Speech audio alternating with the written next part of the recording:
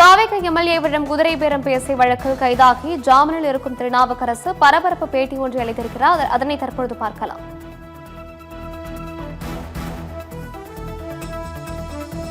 நீதிமன்றத்தில் இருக்கிறது, அதை தாண்டி பேசினா நீதிமன்ற அவமதி பொழப்பாகும். அல்ல நிச்சயமாக நீதி ஒரு நாள் வெல்லும். சட்டத்தையும் நான் வழக்கறிஞராக இருப்பதனால, ஆய்வாளராக இருப்பதனால சட்டத்தையும் நீதியும் நம்புறேன். நிச்சயமா இதுல ஒரு நாள் விடுதலை கிடைக்கும்.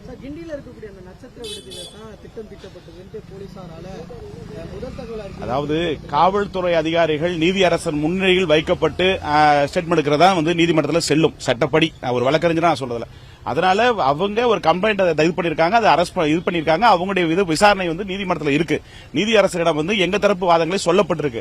அதன் அடிப்படையில் வழக்குகள் நடந்து கொண்டிருக்கிறது. அதனால காவல்துறையுடைய வாதம் அது எங்களுடைய வாதம் வேறாக நான் பதிவு செய்யப்பட்டிருக்கும். எதற்காக சந்திச்ச விளக்கத்தை நீதிமன்றத்தில் கொடுக்கப்பட்டிருக்கேன்.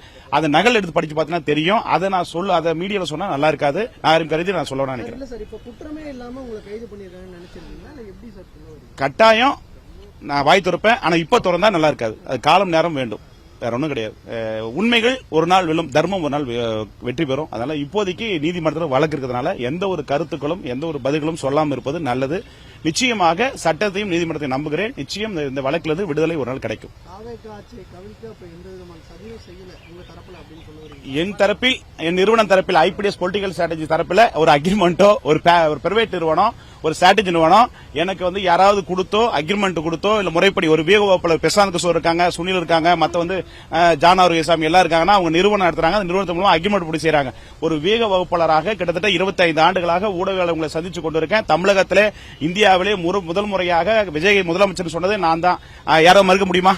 தமிழகத்தில் நான் தானே சொன்னேன். 1,40,00,000 ஓட்டு இருக்குன்னு ஒரு வருஷத்துக்கு முன்னே நான் தானே சொன்னேன். அப்ப விஜய் முதலமைச்சர் சொல்றப்ப என்ன சொன்னீங்க? இதே நியூஸ் தமிழ் ஒரு சேனல் 2 கோடி வாங்கிட்டாருன்னு சொல்லி போட்டு விட்டீங்க. நான் தெருக்கோடி தான் நிக்கிறேன். அது மாதிரி வரதான் செய்யும். ஒன்னொன்னு ஒரு பொருளை வரதான் செய்யும். சமூகத்தில் மீடியாவில் இருப்பதெல்லாம் வரதான் செய்யும். நிச்சயமா ஒரு நாள் நீதி வெல்லும். அதுவரை பொறுமையா இருப்பது ஆகச்சிறதா இருக்கும்.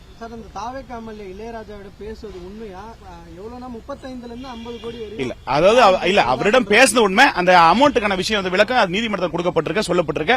அவரோட பேசின இல்லன்னு சொல்ல, பொய் சொல்லல, மறுக்கப்படல, ஊடகவியலாளரும் காவல்துறை சொல்லப்பட்டிருக்க. அது என்ன பேசுறது மனசாட்சிக்கு எனக்கு தெரியும். நீதிமன்றத்தில் சொல்லப்பட்டிருக்க, அதுக்கு உரிய விளக்கம் கொடுக்கப்பட்டிருக்க. இதுவரையும் தெரியல, இதுவரை இல்ல. சரிங்களா? வழக்கு நீதிமன்றத்தில் இருக்கிறது, அதை தாண்டி பேசினா நீதிமன்ற அவமதி பொழப்பாகும். அல்ல நிச்சயமாக நீதி ஒரு நாள் வெல்லும். சட்டத்தையும் நான் வழக்கறிஞராக இருப்பதனால, ஆய்வாளராக இருப்பதனால சட்டத்தையும் நீதியும் நம்புறேன். நிச்சயமா இதுல ஒரு நாள் விடுதலை கிடைக்கும்.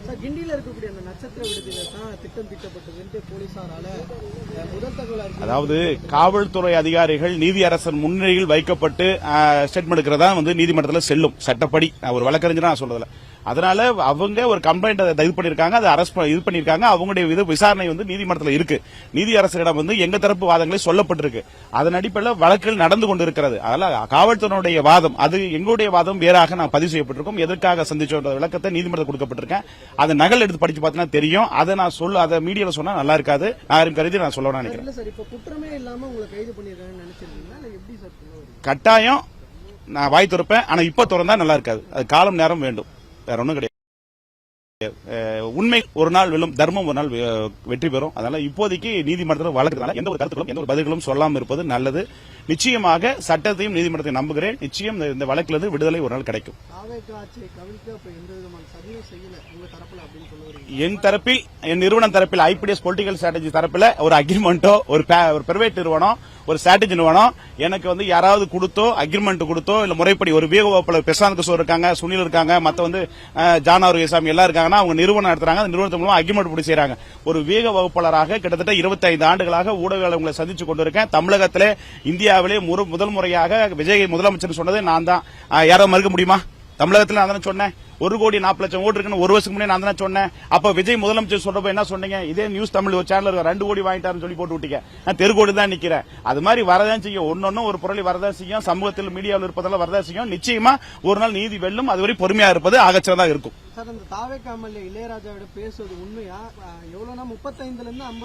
இல்ல, அதாவது இல்ல, அவரிடம் பேசுன உண்மை. அந்த அமௌண்ட்டுக்கான விஷயம் விளக்கம் நீதிமன்றத்தில் கொடுக்கப்பட்டிருக்க, சொல்லப்பட்டிருக்க.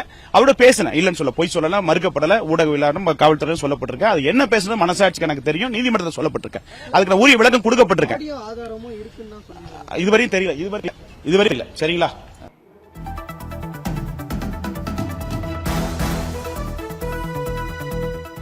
தாவேக்கு எம்எல்ஏவிடம் குதிரை பேரம் பேசிய வழக்கில் கைதாகி ஜாமீனில் இருக்கும் திருநாவுக்கரசு பரபரப்பு பேட்டி ஒன்றினை அளித்திருக்கிறார். அவர் கூறியவற்றை முக்கிய செய்தியாக பார்த்தோம்.